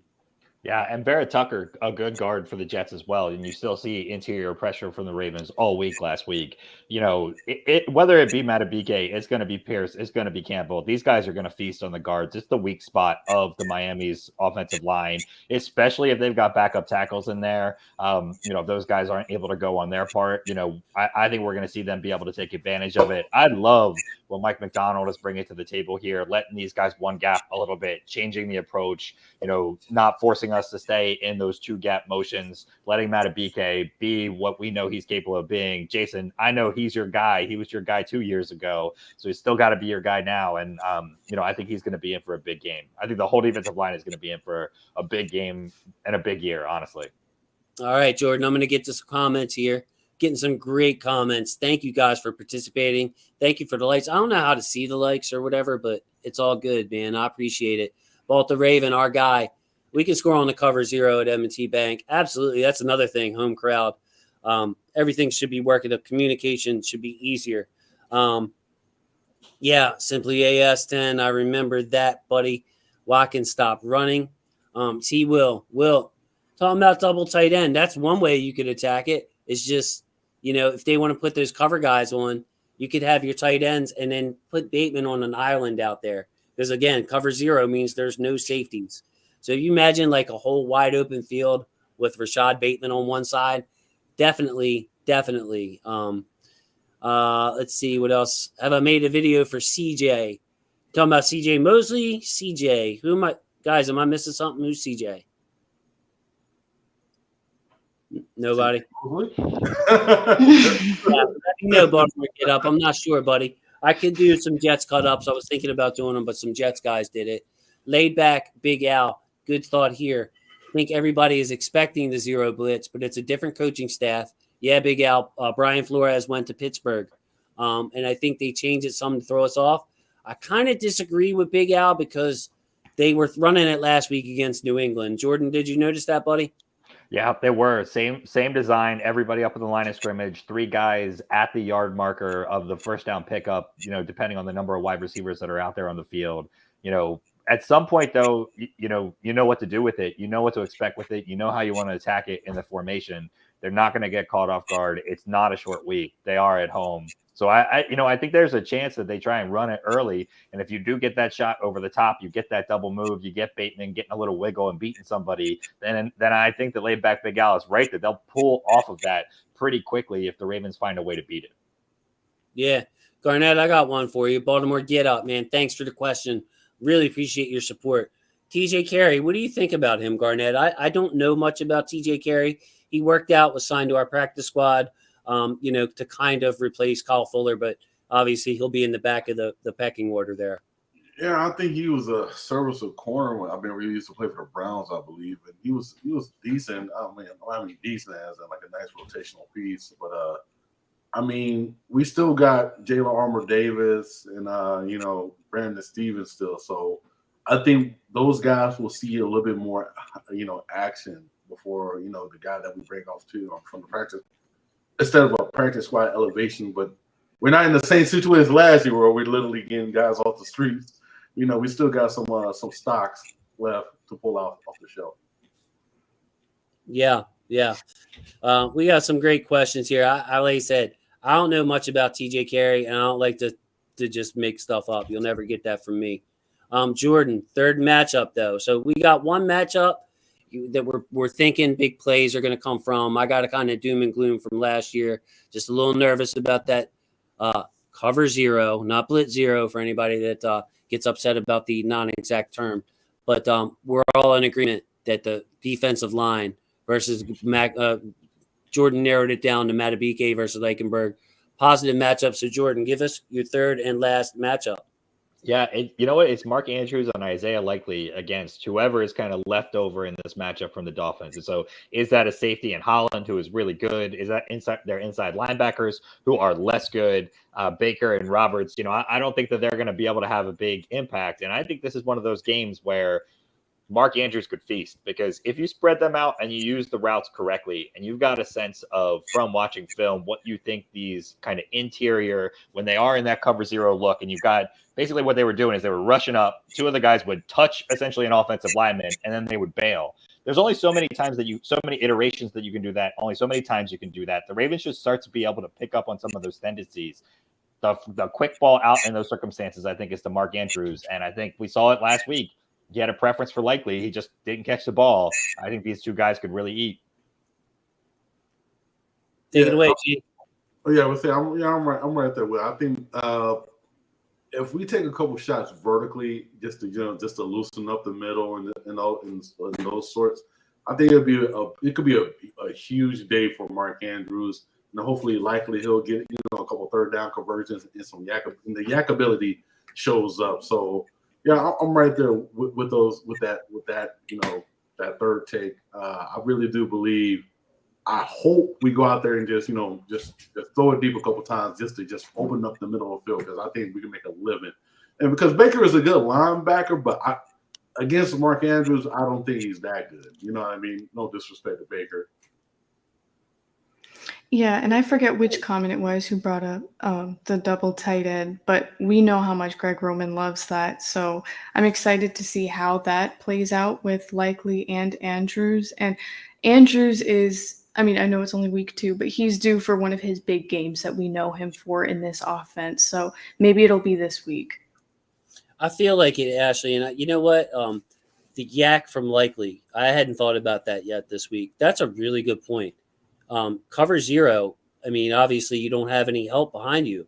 We saw Likely be able to make guys miss, juke guys, run guys over in the preseason. And like Jordan put, Lamar wasn't afraid to throw to him. So yet another weapon. And then when I looked at the Dolphins-Patriots box score, guess who the Patriots' leading receiver was? It was their tight end, Hunter Henry, who might be a popular Eli might pick him up in one of his 9 fantasy teams. Yeah, that good of a week. So yeah, Jordan, this is a good one. I like the fact that you're bringing up Andrews versus their linebackers. Now, the one thing I want to go around again is on Javon Holland himself, a game record. I think he's a budding superstar in this league. The safety for the Dolphins, he was the star of the game last year when the Ravens played them. I don't see them putting him on Andrews, though, because I think they want to free him up and make him like a joker of the defense and have him be able to blitz Lamar like he did last year, or drop or be unpredictable with him. So I'd like, Ashley, why don't we kick it around your way back to Jordan? Javon Holland, do you see him like sticking on a Mark Andrews to try to take him away? Or do you think that they'll use him kind of everywhere or combination? How are you feeling about that? No, I like what you said. I think they probably will use him around our offense like that, because it's unpredictable. If he's just going to be stuck on Andrews, and we'll figure out a way around that. So I think he will be dispersed throughout our offense. I think how the Javon Holland, how they're going to use him is just let him be rangy, because the play that he made against the Patriots with Mac Jones. He literally came from the other side of the field and made that play happen. So it's one of those things where I don't see him manning up on Andrews. I feel like it's almost like he'll play like a robber role almost in a way, where he's basically when you think somebody's wide open, he'll jump at the last second because that's he does that a lot. He did that us to last year when Hollywood. It was like I think it was a corner route or it was a flag route or whatever you want to call it. And literally, Lamar put too much air on the ball, and it gave him just enough time to make a play on that ball. So I feel like he'll be a rangy safety, but play as a robber role against us more than anything. Nice. Yeah, Jordan, what do you think, bro? Just too versatile, too rangy to have him match up on the tight end? Yeah, you get to move them all around, and one of the big advantages that Miami has is they've got two really good corners, and so that lets you move a safety around and kind of utilize them however you want. We saw Sauce Gardner lining up against Mark Andrews in this last game. There will be snaps where Howard is lined up against Mark Andrews. They're going to give him all kinds of different fits and all kinds of different looks, and so Holland's going to be all over the place. He's going to be hitting people. He's going to be running places. He's going to be knocking the ball out. Definitely a guy that they need to make sure that they key. But, I think it's going to be Isaiah Likely who's going to be the star of this all. I think he wants it. I think he knows he had these drops. It's going to be his first home game. And I think all these guys are going to – I don't think Stanley's going to play, but I think Dobbins, Peters, and Boyle are all going to play. I know you guys were talking about that right before I came on. I think they were – I think some of the reason they didn't play was the weather. So as long as the weather is clear in Baltimore, I think all three of those guys play. If it rains, I think that's a different question, and then I think we don't see him. I'm so glad he said that because literally majority of the worst injuries happened in New York on that field. I'm so glad he said it because of that turf. Saquon Barkley, all those guys. I'm so glad you said that, Jordan. Yeah, the turf itself is just tough on the knees. You talking about like feeling sore the day after and all that other stuff. By the way, man, I went to a MLS game, the Baltimore Blast, walking around on that turf. Well, it was like playing on concrete. Like you could literally feel the concrete underneath the turf. That can't be good and I mean, with the long season, how beat up these guys go, it would be great. I would like to see JK in there to get some action because let's face it, we weren't getting much out of I would like to have him instead of pick a back who's not performing well in practice, put JK in there. It could be Drake or Mike Davis. And, Marcus Peters, if he's at your disposal, the better you are. If he feels good and he's moving well, man, I just can't wait for Marcus Peters to come back. So, Jordan, if you want, I would like you to stick around while we go over these stats that I have for the Ravens and the Dolphins from last week. Is that okay, sir? Yeah, be happy to. Thank you, Jason. Sweet, bro, sweet. Okay, so yeah, it's a little small, but that's okay. I've always say these numbers out loud, guys, but I tried to make a graphic and it didn't turn out well. My IT guy, Garnett, Mr. Polianis, Alec, is supposed to be coming over to help me get some better graphics over here. But we'll see. But when the Ravens have the ball, so last week the Ravens rushed 21 times for only 63 yards. That is 3.0 yards per carry. Miami allowed 22 rushes for 78 yards, so they held the Patriots down to 3.5 yards per carry. Ashley, running the ball versus Miami. They were tough against the Patriots last week, and we had problems. How are you feeling about this matchup? I really hope that Greg Roman figured something out. Toward the end of the game, he started to involve Kenyon Drake a little bit more. I hope he figured out something else to do, something a little more. I'm not sure. And if what Jordan was saying, if JK and Gus do come back this game, if the weather's clear and they're ready to come back, then I feel like it's a different story. But I'm not entirely confident on the rushing game if, we're just with the same running backs we had last week and it's the same thing as last week. Yeah, and you meant Stanley in the running game. Of course, Gus is still a few weeks away or maybe even longer. But yeah, JK could play. Garnett, just strictly running the ball, bro. Ravens running the ball. Talk to me about it. So I want to for us to be successful, Ben Powers and basically the whole left side, obviously, just everybody has to be dominant. Just be able to win their one-on-one battles. get some push, be able to make those blocks, get their head around so they can, basically what I used to call this a fan block, where you can basically get your head on the outside of the wherever 3 tech or wherever, and then be able to move out, and then basically let the next person get to the next level. And I will, to be honest with you, I know we saw a lot of under center. I would like to see a lot of, maybe a couple of times I formation under center, where you got Pat Ricard literally going downhill and basically taking somebody's soul away. I need some pancakes from Pat Ricard, and I think that would be beautiful. But yeah, I think that would just be more aggressive, and also just be disciplined at the same time. Don't hold, but I think that would help out a lot in the run game. Obviously, the kill switch is running Lamar, but you can only do that so much after a while, man. So I really want to see the improvement of this line being more aggressive. Yeah, Nick Boyle coming back is going to be, a big difference maker. I think Ricard was good in pass protection as a tight end blocker, but he could be a difference maker in terms of some of the holes. I think the other thing I'd say, Jason, is that in the second half of this game on non-kneel downs, the Ravens were at 4.9 a carry running the ball during a time when the Jets would have been expecting the Ravens to run the ball. So one of the big things that I talked about, I was on Kemi Cusick's podcast with him talking a little bit about the offense. I think most of the first half was just rust. You're talking about a bunch of guys that did not play together the entire preseason. Lamar is just getting in there. The offensive line, Ben Powers didn't even play left guard in the preseason a single time. So you got to let these guys get in there, get a little bit of a feel for each other. I think they started to get that going a little bit. We saw, I think, a run of 8 and 12 yards in the second half of that game. So it's not going to take a lot to unlock it. And if you counterbalance that against the 3, it was more like 2 yards a carry, in the first half versus 5 yards a carry in the second half. And so, I think it potentially bodes really well for the Ravens to be able to do that. I think some of that will be, if they can take the top off the defense early, like we talked about, that'll open it up too. Yeah, the passing game complementing it. And yes, we had 2 kneel downs at the end of the game. And then we also had at the end of the half, it was kind of a gimme rush that everybody saw coming. Like, we could have knelt down, but we ended off to Justice Hill. So it was more like really 18 true rushes instead of 21, with a couple of more yards added in there. So Ashley, we're going to the Ravens passing game. Lamar, we talked about it a lot. Big shots downfield, led the NFL in depth of target, 13.1 yards average depth of target. 3 touchdowns and a kind of an unnecessary pick. Miami from Mac Jones last week. Mac Jones's numbers 21 of 30, 213 yards. So they were right around 7.1 yards per attempt. Good day. We mentioned the good corners. Ravens passing game, Ashley, against this Dolphins defense with some good cornerbacks, decent rush.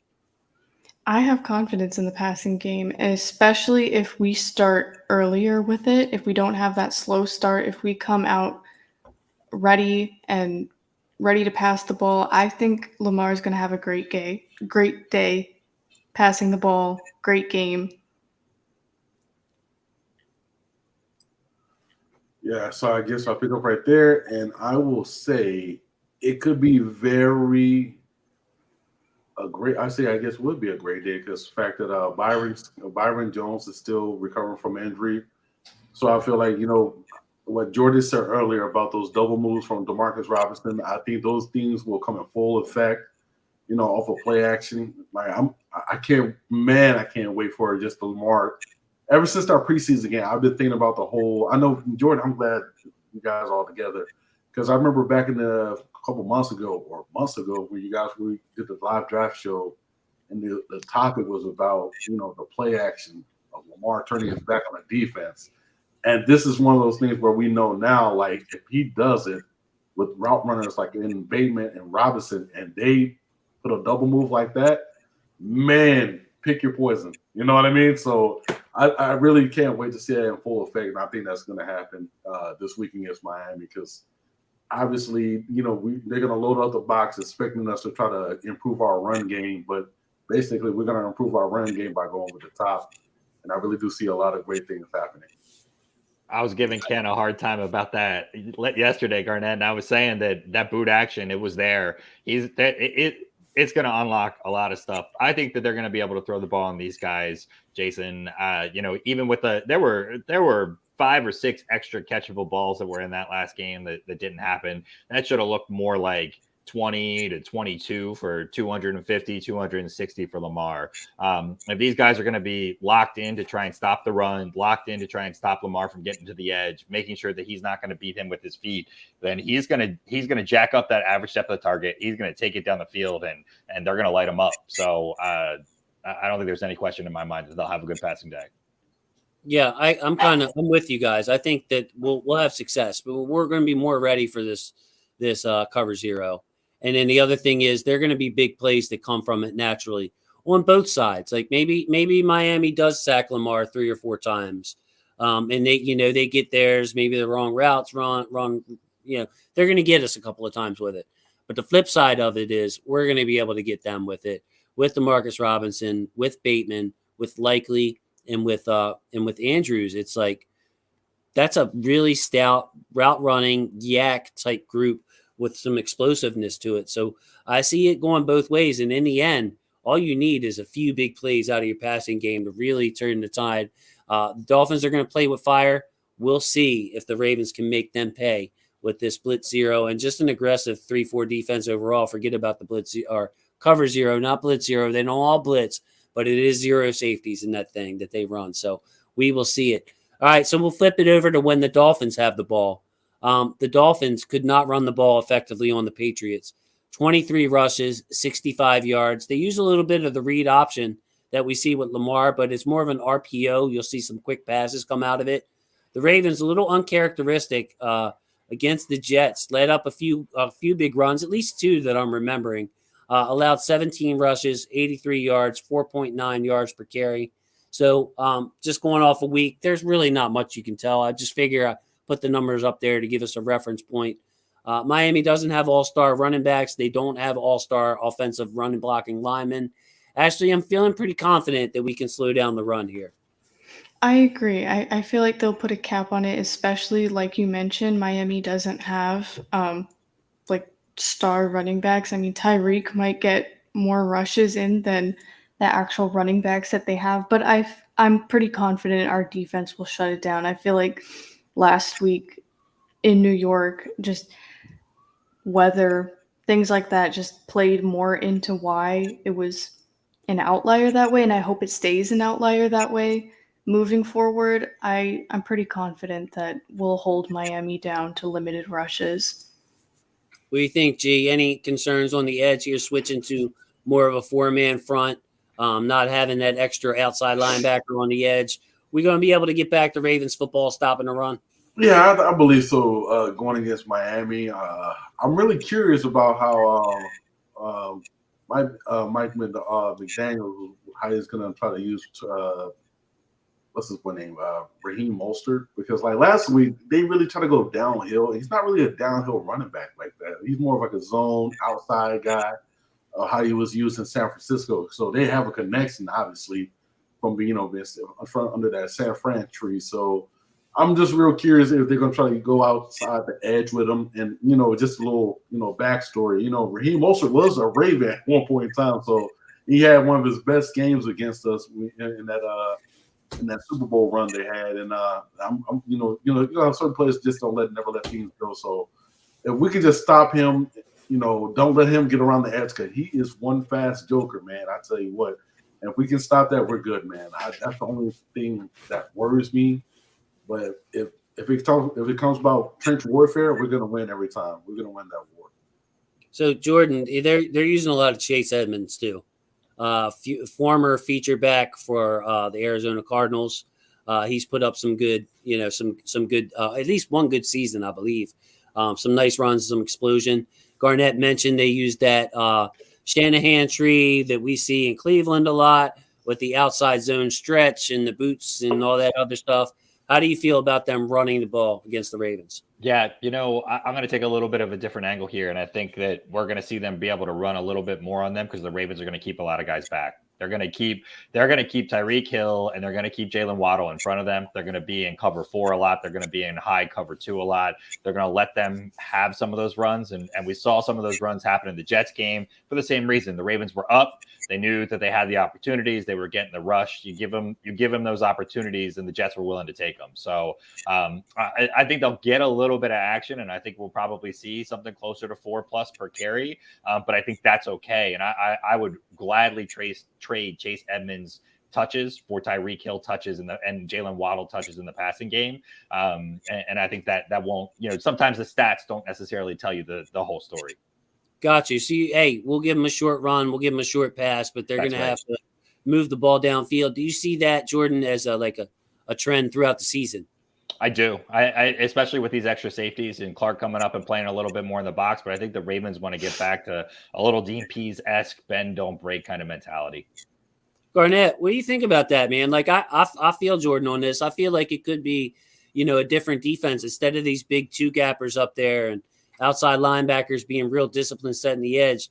You let your front 4 get at them, you put some coverage behind them, and you make the tackle, bro. Right. I'm right there with Jordan on that. Like, you remember how we used to do the whole full wink, no wink, or like half wink? Like, yeah. Like literally, I just in this category, man, it'll be no wink. Now, I feel like no winking is needed due to just the mad depth of guys that we have. Mad guys that can penetrate from the 3 tag, on the outside of the edges. I'm right there with Jason. Jordan. My bad. Hey, both of us, because I'm with it too. I'm with them too. Ashley, what do you think? You like this approach? You think it's a trend? Yeah, I agree. I feel like you guys hit it all in the head with that. Nice, yeah. Hey, we got to give shout out and thanks, man, to Marcus. Thank you, Marcus Barnes. Support the channel. Jason, love the way you alley-oop your co-host. Yeah, and you know what? I alley-oop him, but I dunk on Garnett all the time. I mean, I 2-hand slam Garnett. I do a windmill over him, man. He thinks he's Vince Carter. Wait till he comes up here and we play basketball or throw the football around. Maybe we'll throw around an official Ravens football.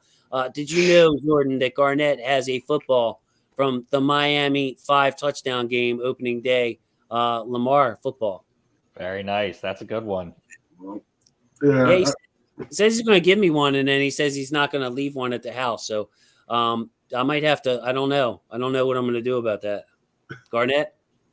I mean, as a man of my word, I say I'll bring it. We'll play with it, and then I'm taking it back home. That sounds like some of my dates back in the day. I can't lie about that. Yeah, so that was great. Throw in a little joke there. We got some Josh Bynes comments, by the way. Josh Bynes, you know what? I kind of did notice this too. Jordan, I'm just going to give you this real quick. Josh Bynes looked a little bit like he hadn't played in a while. Hopefully it's not a fall off for a guy his age. If Queen's going to get every snap on defense and Clark is going to come up and play in the box, then Bynes is just a nice guy to have on the roster to be extra depth, to kind of be that coach. He's a great team player, and I'm okay if that's all we need him for early down situations where, we're using him as a run defender in those kind of situations, or in goal line packages when you want him down there. That is not a bad thing for this Ravens defense, because Patrick Queen, I think, is the upside to this entire defense. If Queen plays like he did this week every week, then you're going to see 15 points or less on the regular coming out of this defense. Man, I love it. So, Jordan, I want to go to you with some final thoughts for you. We need some Kodak references. Man, yeah, you know what? My Kodak take of this week. Now, I do like Kodak. When Kodak goes with French Montana, I actually kind of like Lockjaw. It reminds me of my seizure issues. It'd be hard to understand because my jaw keeps locking. I mean, bro, he's speaking right to my source of my health issues. But I want to compare French Montana to Dr. Dre in this way. Dr. Dre looked cool. Dr. Dre had the great voice. But Jordan can attest to this probably. Dr. Dre wasn't the most creative lyricist. He was kind of boring. He was a throw your hands in the air and wave them like you just don't care kind of guy. I'm not a fan of French Montana on his own, but French Montana mixed with Kodak Black, I kind of like Mopstick and Lockjaw. Anybody have any thoughts on that? You're so good on the spot, Jason. I'm good. It's hard to watch the cab when the van keep dropping. Got the big boy. How am I going to disagree with a statement like that, Jason? It'd be hard to understand because my jaw keep locking. Bite down. Bite down. There you go. That was for Simply. That was for We Lie. So yeah, Jordan, sorry to do that to you, sir, on your valuable time. We go to final thoughts on here. So we want to get final thoughts for you before we give you the boot and all that stuff and close out the show. What are your final thoughts going into this game? I think we're going to see a huge week from Ravens wide receivers. You know, if you remember back to the last Miami game, Bateman had a huge slant catch on a third down. I think you're going to see a bunch of those. I think you're going to see some of these double moves. I think you're going to see Miami trying to stop the run. I think, you know, even if Dobbins comes back, I think you're looking at 15 snaps max, 7 carries tops. So you're still going to see some of these guys that aren't as effective. So I think that it's going to need to be a big day for the receivers. I think they're going to come through. They're going to want to do it in front of the home crowd. The Ravens are going to be fired up for this game, and they're going to want some revenge for what happened last year. And I think that's how it's going to play out. I love it. Jordan Coe, ladies and gentlemen. Catch him at the Situation Room, his weekly pod with Gabe Ferguson. Yeah, there it is. There it is. That's it. Always repping. Him and Gabe do a really good job. Obviously, you can tell this is your first time seeing Jordan. Very knowledgeable, just an awesome guy. One of the first people to support me was him and Gabe. We'll have Gabe on at some point in the season too. Hopefully, have Jordan back. But man, from my co-host to you, Jordan, thanks so much, bro. Check him out at the Raven Sit Room. You see his Twitter down there. And check out his pod. It's on Ken McCusick's site, I believe, filmstudybaltimore.com. Is that correct, sir? Yep, that's it. And don't worry, Jason, you got the better co-host tonight. You know, don't worry about Gabe. Hey, yeah. I love him. Gabe is great. I love him. No, I just want to say I'm just a huge fan of Jordan and Gabe. We're just, just been listening to Ken's podcast for a long time. And they always does a phenomenal job every time they're always been on, man. And it's just awesome, man. Thank you. Appreciate that, Garnett. Yeah, we love you. Dude, Ashley, Jordan can get you fired up about the Ravens, can he? Absolutely. Yeah. All right, Jordan, we love you very much, bro. We will see you next time. Thanks for taking time. Last minute, by the way, fellas. That tells you what kind of guy Jordan is. Come on. Asked him today. Here he is making time. God bless you, bro. I will talk to you later, all right? Anytime. Thank you, Jason. Awesome. So there we go. What a wonderful guest. Great to have Jordan on, spicing up the last part of our program. Oh, wait a minute. Okay. We got nice bars. Got a nice bars in there. Jordan's got some props out there. Jason is so him. Not sure what that means. Yeah, I'm a him. I'm a he, she, not he, she. I'm a him. Shoot, dude. What is it? He, him. I'm a he, him. I mean, thank you, Ashley. My God, bro. Him is like you got that dog in you. Woof. Yes. You know what? Yeah, man. Miss B. The B stands for blush because that's what Yolanda. And the best part is when next time Yolanda type a little bit bigger message, and then we can get Garnett's face completely covered. This stream is terrific. Appreciate the comment and analysis in terms of the game against the Dolphins. We have all the tools to win this weekend. We just need to put it all together on the field on Sunday. Go Ravens. Well said, and thank you to Yolanda. We do. We got the pieces on this team. I want to talk about this for a second. We just have to put it all together and oil this thing up. And I don't want to take that for granted, Ashley, because I was kind of saying the same things last year. Like, we can get a roll. We can get it rolling. And it just never happened. Like, can we get this thing rolling? If, all factors are equal, yeah, we'll suffer some injuries, but we'll get some people back. All factors equal. Can we get this thing rolling? I think we can. And I think we had a really great week 1 as opposed to last season. And I think our defense is still, really motivated, really riled up from last week. So I think that's going to carry over. And I think our offense, it got better as the game went on. We had a slow start, but I think if we start out strong, or at least it doesn't take us as long. I don't expect like a complete 180 change, but if it doesn't take us that long to start, I feel like we can win this game in Baltimore against Miami. Garnett, for the season, bro, oiling this machine up. What's your confidence level, bro? Can we get this thing going? Is there some major flaw that's going to hold us back? I don't want to say a major flaw, but it's a chink in the armor, I should say. Let's see what this line looks like, man, for us personally. The offensive line, this put like left side of the line, we know that. Brandon Stevens, if Marcus Peters will come back, Brandon Stevens is going to be a critical piece of if you can hold your own out there and do what you got to do to be successful. That's the only thing. Obviously, we can talk about Giro or whatever, but if these guys go out there and just, give it all they got, be dominant, man. Like I said earlier, and I said I've been saying to a couple people, man, this is a statement game to me. If the defense do what they did last week, I guess they just didn't do it to them, and then the offense go out there kicking and fire and rolling and all that, man.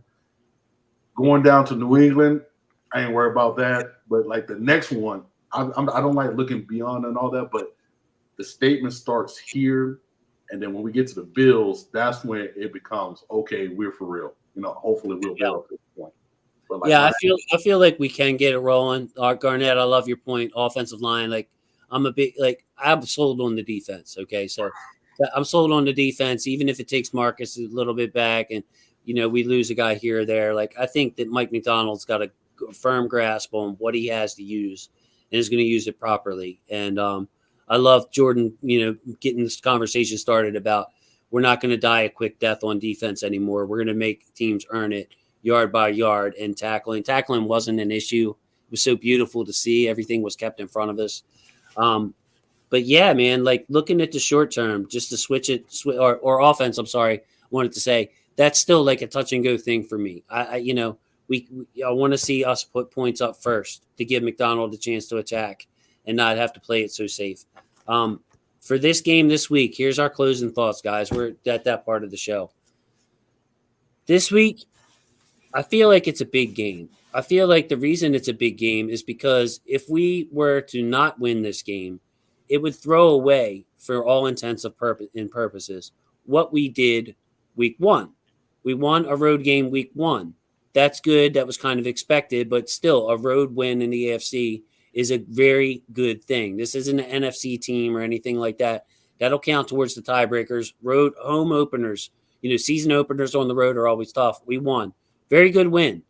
You don't want to throw it away by giving away your own home opener against a team that you're supposed to get revenge on. So I don't care how we win or what it does. I don't care about any long-term issues. This is a game that I think that we need in our belt. And then come New England next week, if we do our 2-0, we can start smelling the blood in the water and really building up for Buffalo. So let's just get this win, home opener. Do not blow this game by playing poorly. Ashley, you want to go ahead and take us up? Yeah, and I was going to add that winning in the AFC is really important because of how stacked this AFC is. And coming around playoff time, I don't want to see these teams again. I want to get it out of the way early on and then not have to face them again. But I do expect to face Buffalo or Kansas City. So just getting these AFC wins under our belt is what's really important to me moving forward. Right. I say Kansas City and the Chargers will be beating up on each other this week. So a win would be very hopeful, I should say. Yeah. But Garnett, by the time we go to this Bills game, bro, I mean, that is going to be such a hype game. Right. I don't want to go into that game 1-2 or 2-1. I want it to be 3-0 versus 3-0. You know what I mean? And let's lay it out on the line. And if we lose, hey, we lost. We're going to learn something from it. I don't want that pressure come week 4 at home. So to tie all that back in, we need this dub this week against Miami. We need to atone for the zero blitz, the cover zero rather, or else we're going to keep seeing it. There's some good factors in here to come away with our home opener. So, guys, I think we did pretty well. I think we covered everything this week. How you guys feeling about the show and all the support we've gotten? It feels great. I love the community on here. Me too, man. Me too. It's cool. We got like the comments were the best comments we've ever had. I think we got people talking amongst themselves. Like I couldn't even pull up and address every comment. There were some disagreements going on in there, but everybody's respectful. Man, shout out to Boogie Down EJ. Man, shout out for everybody not jumping on them. You know what I mean? I was seeing what was going on, but I couldn't really follow. But I love you guys, man. I appreciate you sticking with us, and it brings us great joy. Gee, man, we're getting a lot of support, brother. Absolutely, man. Thank y'all, man.